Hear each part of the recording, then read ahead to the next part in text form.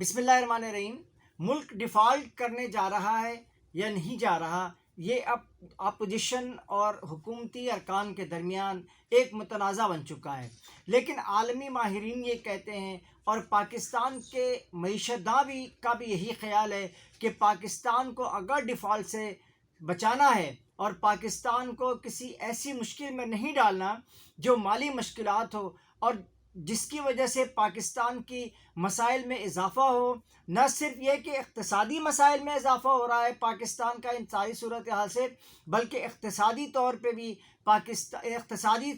بھی ہو رہا ہے اور عسکری طور پہ بھی پاکستان کو دنیا میں بہت زیادہ نقصانات کا سامنا ہونے کا خدشہ ہو سکتا ہے۔ اس کی بنیادی وجہ یہ ہے کہ جب آپ پاکستان اس وقت اس کے جو ریزرو ہیں، اس نے جو اس جمعرات کے دن جو ریزرو پاکستان کے آئے ہیں، جو اسٹیٹ بینک آف پاکستان نے بتائے ہیں، اور اسٹیٹ بینک اور پاکستان کی جو ریزرو بتائے گئے ہیں اس میں بھی بہت زیادہ کمی ہے۔ اسٹیٹ بینک آف پاکستان نے 7 ارب اور کچھ کروڑ بتائے ہیں، لیکن جو ذرائع بتا رہے ہیں کہ وہ 6 ارب کے قریب ہیں، اور اس میں بھی 3 سے 4 ارب ڈالر جو ہیں آپ کے پاس ایسے ہیں جس کو آپ استعمال نہیں کر سکتے، یعنی سعودی عرب کے اور چین کے بھی ایسے فارن ریزرو آپ کے اسٹیٹ بینک کے پاس موجود ہیں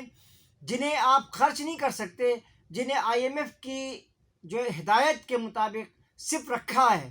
اور اس پر آپ کو 1 ارب پر تقریباً 16 کروڑ ڈالر جو ہے وہ آپ اس پہ سود بھی ادا کر رہے ہیں، وہ بھی آپ نے ادا کرتے رہنا ہے، اور وہ ماہانہ بنیاد پر ان تمام چیزوں کا وہ آپ کو سارٹ آؤٹ کرنا ہے۔ عالمی ماہرین اور پاکستان کے ماہرین دونوں کا یہی کہنا ہے، یعنی شوکت ترین کا بھی یہی کہنا ہے، اور آپ کے مفتاح اسماعیل جو سابق وزیر خزانہ تھے ان کا بھی یہی کہنا ہے، اور ڈاکٹر عبدالحفیظ شیخ ڈاکٹر پاشا جو ہیں، ڈاکٹر پاشا کا بھی یہی کہنا ہے کہ جناب یہ ساری صورتحال اس بات کی متقاضی ہے، اس بات کی وہ توجہ دینا چاہتی ہے کہ تمام اپوزیشن اور حکمران دونوں مل کر کے ایک ایسا فیصلہ کریں جس کی بنیاد پہ پاکستان کو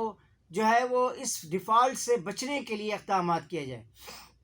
میں نے ڈاکٹر حفیظ پاشا سے اس بارے میں معلوم کیا تو انہوں نے کہا کہ انہوں نے جو پالیسی بنائی تھی وہ ساری کی ساری ٹھیک پالیسی تھی، لیکن حقیقت یہی ہے کہ 2008 میں بھی اور آج بھی یہ جب IMF کے سخت اقدامات ہمارے یہاں پاکستان میں آتے ہیں، اس کے بعد پاکستان ڈیفالٹ ہونے کی صورتحال سے دوچار ہو جاتا ہے۔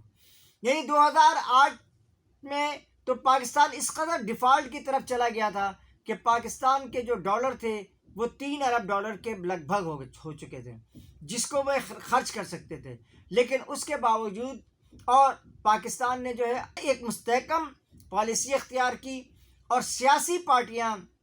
متحد ہو کر کے انہوں نے ایک مستحکم حکومت بنائی، جس کی وجہ سے پاکستان کو کامیابی اور کامرانی ملی۔ اور 2012 کے بارے میں تو امریکہ کی ہیلری کلنٹن صاحبہ وہ بھی، اور میڈلین البرائٹ بھی صاحبہ بھی، وہ بھی یہی کہتی تھیں کہ پاکستان اب ڈیفالٹ کرنے والا ہے، پاکستان اب تباہ ہونے والا ہے۔ آج پھر عالمی سطح پر ایک مرتبہ پھر یہ شور اٹھا ہوا ہے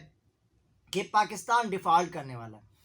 میں نے جب ڈاکٹر پاشا سے پوچھا، یہ سابق وزیر خزانہ رہے، کہ آپ کے دور میں بھی ایسی صورتحال آئی تھی تو اس وقت آپ نے کیا کیا تھا؟ تو ڈاکٹر پاشا نے جواب دیا کہ جناب اس کے لیے سب سے پہلے تو ضرورت اس بات کی ہے کہ آپ اپنی امپورٹ اس پر کنٹرول کریں، جس کو یہ بھی آپ کو میں بتاتا چلوں کہ ہماری امپورٹ کو ہماری حکومت نے کنٹرول کیا تھا، جس کی وجہ سے مئی اور جون میں ہمارے حالات معاشی طور پہ تھوڑے سے سنبھلنے شروع ہو چکے تھے، لیکن پھر IMF کے دباؤ کے تحت IMF نے انسٹرکٹ کیا پاکستان کو کہ آپ امپورٹ کھولیں، اور غیر ملکی کمپنیز ہیں انہوں نے اس امپورٹ کو کھلوایا، جس کی وجہ سے آج غیر ملکی کمپنیوں کا جو سرمایہ ہے وہ 90% پاکستان میں آنا بند ہو چکا ہے۔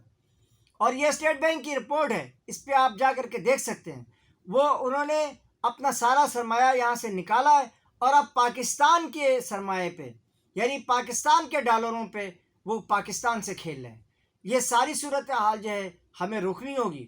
اور یہ ساری اب آپ کو میں بات بتاؤں،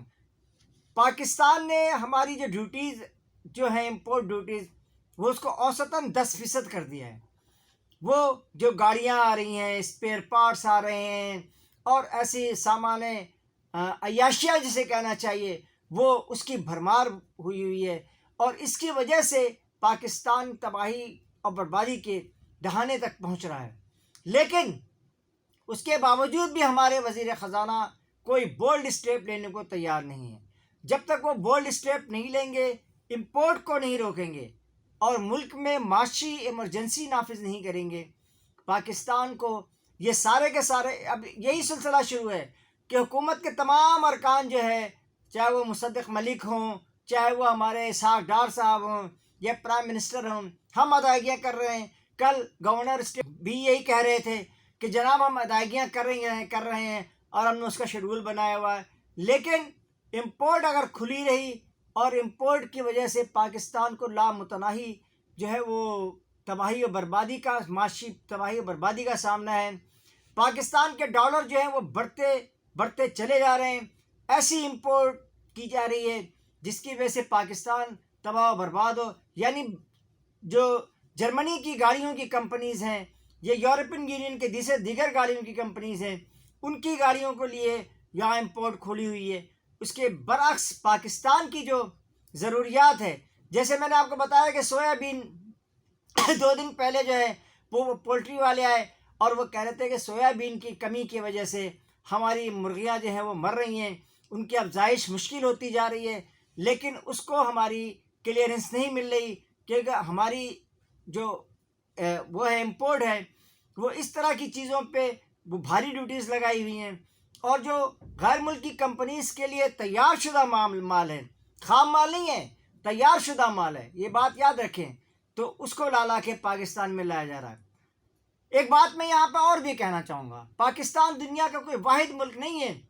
جو ڈیفالٹ کے قریب پہنچ رہا ہے۔ دنیا میں 24 ممالک ایسے ہیں، اور ابھی کچھ دن پہلے ہی آپ نے دیکھا ہوگا کہ یہ جو ہماری برابر میں ملک ہے، ہمارا پڑوسی ملک ہے سری لنکا، یہاں پر بھی ڈیفالٹ ہوا۔ اس کے بعد وہاں پر کیا ہوا تھا؟ اس کے بعد وہاں 1 لیٹر پیٹرول کسی پیٹرول پمپ پہ نہیں مل رہا تھا، اور 180 سے اس وقت وہاں پہ 350-400 کا روپے کا ڈالر ہو گیا ہے۔ تو یہ ساری صورتحال جو ہے اگر پاکستان میں آتی ہے تو اس کی وجہ سے پاکستان کو نہ صرف اقتصادی، معاشی، غربت اور بے روزگاری کا سامنا ہوگا، بلکہ پاکستان کی بقا اور سلامتی پر بھی آنچ آنی شروع ہو جائے گی۔ کیونکہ پھر یہ جو یورپن ہے، آپ پوری 1400 سالہ تاریخ اٹھا کر کے دیکھ لیں،